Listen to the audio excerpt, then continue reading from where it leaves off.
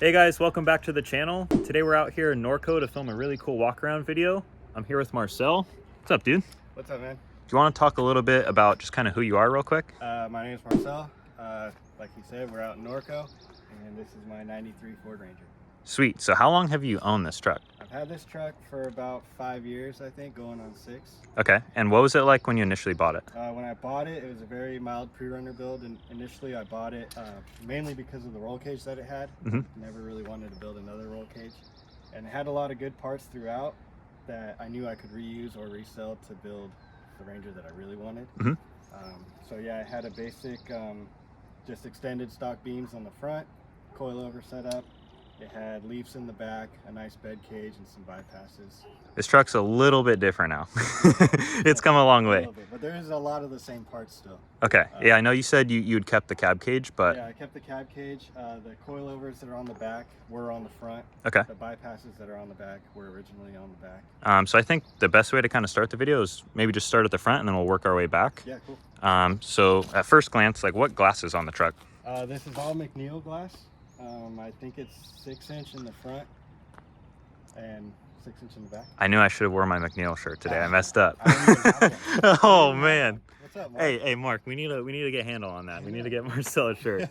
But sweet. So McNeil glass all around, and then. And I think it's their hood, or I'm not sure. Okay. It's a fiberglass hood, but I don't know who made it. Okay. It came on the truck. And then kind of diving under the truck. What's going on with the beam kit on this thing? So the beam kit is a SI Motorsports beam and steering deal. All the pivots somewhat bolt to the frame. They don't bolt to factory bolt holes, but it all does bolt on. So if I wad something up, I can just change it pretty easily. Yeah, that's really cool. So all of the beam mounts and everything just bolt up to the frame. And was all that easy to kind of locate on the truck and figure out where it goes? Yeah, he's got prints for everything. Okay. So you just have to really make sure everything's straight, and then you locate it off of factory points on the frame, and then you just start building from there. They're equal length camper special kingpin beams, obviously plated with a bunch of chromoly. Everything on the front kit is chromoly and TIG welded. The tie rods are 1.25 inch. I believe they're 1/2-inch wall chromoly, and then they're gun drilled and tapped on the ends. So Jesus, okay. So you have nothing to worry about with those? No, definitely not. Those tie rods are like really heavy. Yeah. But that's something like you don't want that buckling or bending or doing anything while you're driving, because it's like obviously you don't want to have steering problems, but it's also like if that's deflecting, you're going to get bump steer. Yeah, absolutely. And when I installed the kit, I measured for everything, and it's got like a 1/8 inch of bump steer throughout. Okay. It's strapped at 19 inches.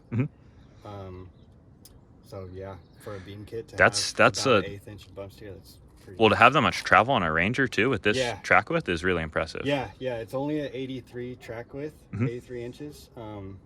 They're 35, so they're a little bit smaller than like a 37 or 39, obviously. But it is very narrow, which is what I wanted to keep it kind of a small truck. Yeah, so to have 19 inches on the front, it's really nice. So is this kit something that you can still buy, or do you have to source it used? So he's not building them anymore with the camper special beams because you can't find them. Okay. You can buy it. He only sells it with a billet beam and radius arm option. Okay. Which is a little bit more expensive. A little bit. But you can buy it still. Yeah, okay. For sure. Sweet. And the spindles, those are stock F-150 spindles for the kingpin. So did you build the steering arm off that, or is that? No, he does that. Okay, so does he give that with the kit? No. Okay, so you have to source that and bring it to him? Yeah. Gotcha. Yeah. He will, if you can find him. If not, he'll make you a billet option as well. Okay. And then the billet option will give you the option to run like a race hub. So that my next upgrade for this is sitting in the garage is a cone hub on a newer spindle with some CNC 6-piston brakes. Okay, so that'll be a nice little upgrade for this thing. Yeah, it'll be really nice. I can't wait to get it on.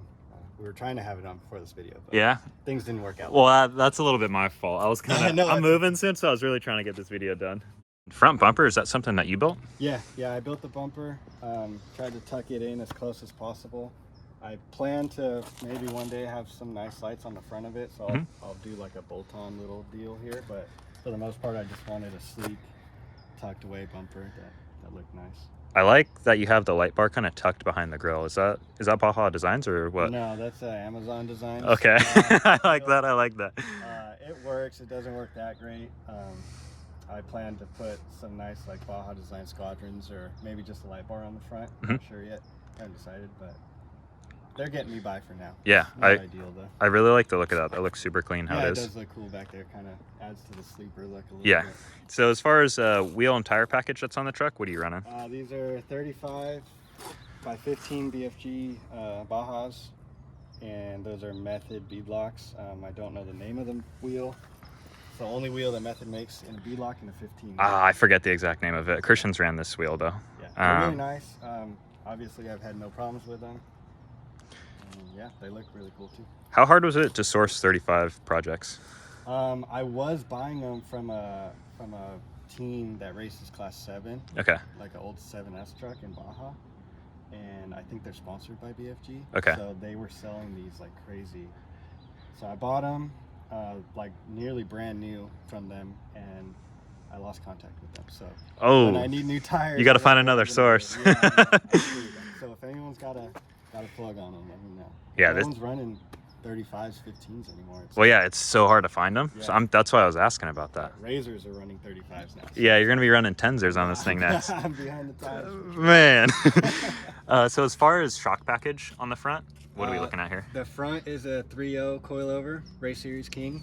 I had dialed shock prep has always done all my stuff as far as shocks go.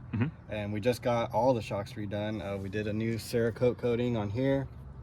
He moved the resi port down on the shock body instead of being up here on the cap. Gotcha. So that gives me like a little internal bump zone okay. on the coilover. And so far it's been a huge difference, very noticeable. Engine cage, is this what was on the truck originally or something that you built? No, this is an engine cage that I built for the beam kit. I got the shock as far back as I could, and inward also to work with the beams nicely. Right. It's kind of a copy of the stuff that SI usually does. Okay. As far as the tube layout goes and stuff, it's very simple, to the point, and works really nice. So. Yeah. Should we pop the hood off this thing and check out what's under there? Yeah, we can take it off. Cool. So with the hood off, you can see a little bit more of the engine cage, and you can also see what you were talking about with the shocks being inclined in and back as well. So when you were setting this up, how'd you kind of figure out where you wanted to locate that stuff? So ideally, at bump, you want the shock 90 degree to the beam and 90 degree to the radius arm, or as close to as possible. I got it 90 degrees to the beam and very close to 90 on the radius arm. That meant that I had to ditch the brake booster and go manual brakes. Okay. But that was getting the right shock angle was more important than keeping brake boosters and things like that. So is the front of the truck pretty plush? Yeah. Especially now with the resi port moved down, it's incredible. Like you don't feel any harsh hits, and I drive this thing into holes and over all kinds of stuff I'm not supposed to, and it works really, really well. It blows me away every time I drive it. Sweet. Yeah.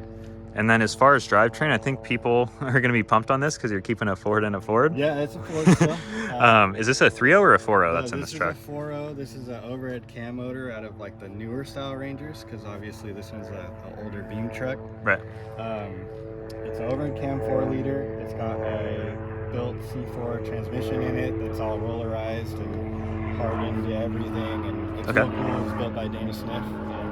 It's been in the truck. The trans has been in the truck for 5 years now. Okay. Has not given me a single issue. Just put this motor in 2 seasons ago, I think, and that was one of the best things I ever did for this truck. It had the older 4.0, and it was dynoed at 100 wheel horsepower. Yep.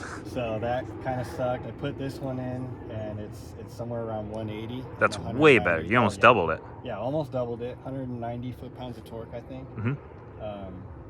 And it was a direct like bolt-in swap. Like it's still running on the same computer as the old motor. The truck's still OBD1. Not a lot of people know, but you can literally just put this motor in, and like motor mounts and everything the exact motor same. Mounts and everything. Nice. The bell housing pattern's the same. You just put it in, and you take all your old sensors off your old motor, put them on this motor. They bolt on the same way because it's the same block. Right. And it'll fire right up. That's a good thing for people to know out there, that you can almost double your power by just swapping the engine like that, and it's all bolts together and swaps over, like you said. So definitely, like if you have a stock trans, or if you have things like AC and stuff, which I don't have, it gets a little bit trickier. Because my trans is a manual valve body, you know, there's no trans control that you have to worry about. Don't have AC, sadly, so there's no AC figuring out. The only thing that you have to custom do is the pressure side of the power steering line. Okay. But aside from that, I mean, that's simple too. It bolts right in. That's simple too. Yeah, oh yeah, it's simple. That's kind of a no-brainer for people that are out there that are building these trucks. I mean, it was a cheap swap. I think I paid $200 for the motor, and I did timing chains in it, and it's been solid ever since. That we're gonna have to talk to Ryan about that one. That might be a good upgrade for his Ranger as well. Yeah. But super cool. Is there anything else up here that you're interested in talking about? No. Okay, sweet. A lot going on here. You can obviously see the cage in the truck, and you said this is all 2-inch chromoly, correct? The whole cage, except for these two, is all 2-inch. It's all chromoly. They actually, like, if you look right here on that tube, you can, it's like it's taped off. You're bragging about it. Yeah. That's awesome. It's a really nice cage, and originally was why I bought the truck. Originally, I bought the truck to race on occasion, and now that I have it, and I tried to make it as nice as I could, and I have a little one now, I'm not really interested in racing it, and this cage is a bit much, so I think I'm going to cut it out and redo it and get a third seat in the back. Right. For the little one, that'll be rad. Yeah, I plan to put the C-pillar on the outside, like the classic SI and New Line trucks. Got to keep it period correct. Got to keep it. Let's go. Correct, so, as far as seats and harnesses, looks like you're running PRP for everything. Yeah, I got some PRP seats and their harnesses with the big fluffy pads that are super comfy. I got this the center console. My buddy Grant at Firehouse Fab built it for me. Okay. Did a killer job on it. It's all like rolled. It's all one piece, rolled aluminum, and got it upholstered. And I'm really stoked on it. That was like one of the nicest pieces that I have. Yeah, that I was stoked on the inside. I'm a big fan of this. It's super clean how everything's done and laid out. And then the leather wrap as well is a super nice touch on that. Yeah, I would really like to wrap the, I love the factory dash in these trucks. So one day I will try to wrap this and make it match that and the rest of the interior, because it's cracking and stuff, but that's okay. Yeah, that would be a sweet combo to have those both wrapped. Yeah, originally the truck had a aftermarket dash in it. Okay. But I'm a huge fan of like very stock looking interiors. So busted my butt and got this thing in here, which is not an easy task. Yeah, fitting stock dashes back into trucks and like notching everything for that is not an easy task. Especially like if you've worked with these old Ford dashes, it's just like very thin. I don't even know what, like paper mache on top of foam. So like if you handle it the wrong way, it just cracks. It's too brittle. So cutting it with an air saw is like, it was one of the most nerve-wracking things I've ever done. But yeah, that's something you don't want to mess up either. You kind of only have one shot of that. For sure. Yeah. And then I can see you got a little dome light set up here. Is this something that you made? Yeah, those are my my dome lights that I made under my business name, Cutlass Designs. They're a billet aluminum deal. It clamps on. It's got a hidden bolt on the inside, and it just clamps onto the tube, and it doesn't fully cover the tube either. So you know, my cage is pretty tight. It's not touching, but it's very tight. But no matter how tight your cage is, you can put it on there and have lighting inside your cab. That's super cool. So is that something, like, do you have a website that people can go to? Yeah, you can go to cutlassdesigns.com. I almost forgot my website. Man! You can go to cutlassdesigns.com. I don't have any in stock right now. My work schedule is a little bit crazy, but I am working with a new machine shop to get some more machined. Everything is USA materials, USA machining. I get them anodized and laser etched by a shop over here close by. Nice. So that part's really important to me, is to keep everything USA based. So you know, support local businesses, small businesses, and all that. That's awesome. So we'll definitely throw the link to your website down in the description for people who want to check that out. And then I know you also make third brake lights, so we'll get to that in a second. Yeah. But yeah, also notice you got a aftermarket steering wheel on this thing, so Just like a simple quick release setup that you added on here? Yeah, it's the Sweet quick release, Sparco steering wheel.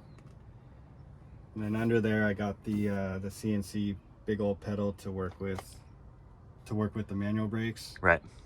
And Grant made me that pedal when he was making me this center console as like a little bonus deal. How's the truck working with the manual brakes? It works really good.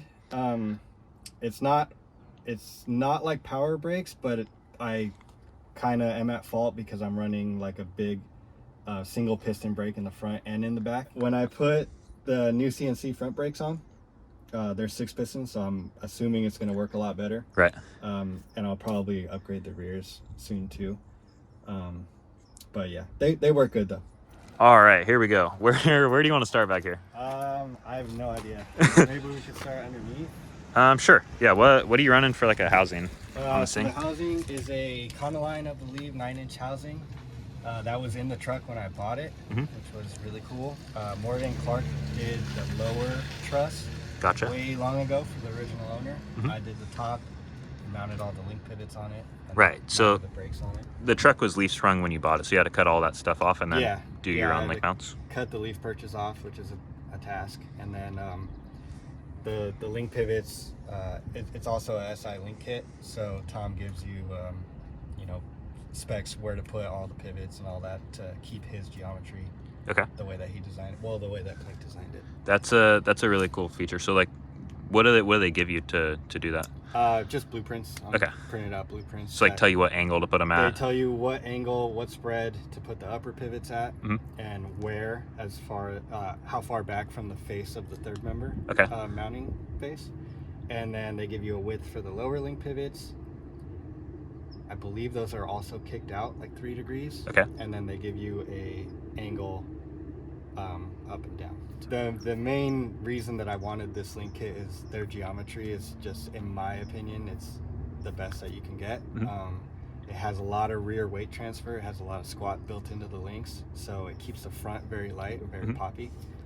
So yeah, they kind of stress on keeping the geometry original and keeping it all happy. Cool. So is it SI like lower links that you're running as well? It's SI lower links. It's their kit. Their kit comes with the lower links, all the misalignments, the upper links, all the plates for the pivots on the housing, and then the lower link pivots are really cool because it's this plate that kind of sandwiches the frame, and it locates on the body mount holes, and then you drill out all the rest.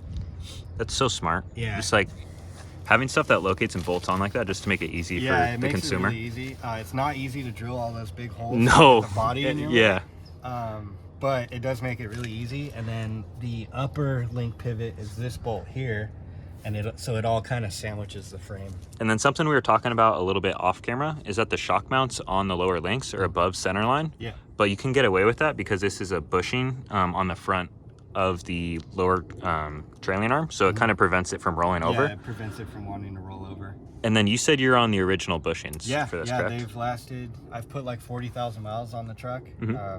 The link kit has been on here for 5 years, and those are the original bushings. They're not loose or anything. I just had it all off. You can't tell, but I repainted all this. I just had it all off a year ago, and the bushings were still really tight and everything, so yeah.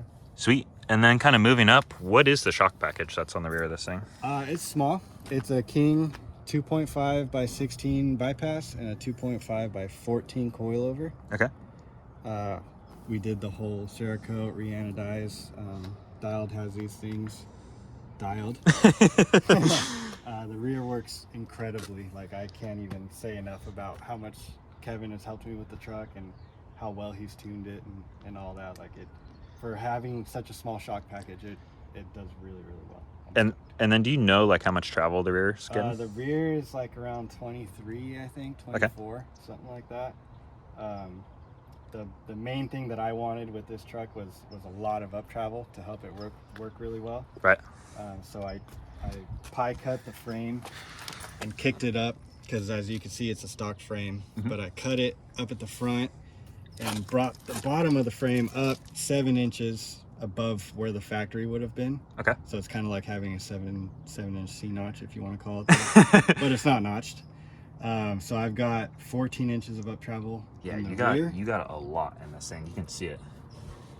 But so did you cut that kind of behind the cab mount so that you could still locate the links correctly, Yeah, or where'd so you? I cut it actually right where this tube lands. Okay.